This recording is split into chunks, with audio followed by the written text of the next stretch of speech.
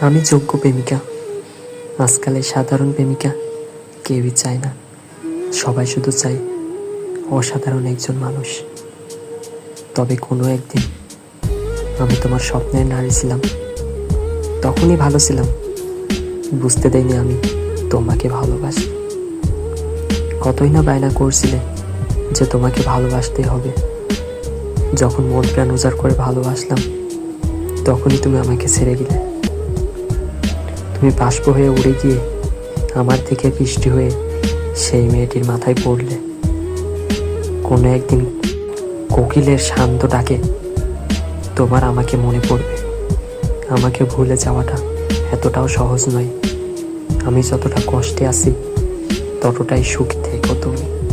তোমাকে পাইনি বলে তুমি আমার এক্স কখনোই নও। তুমি আমার না পাওয়া এক পবিত্র ভালোবাসা।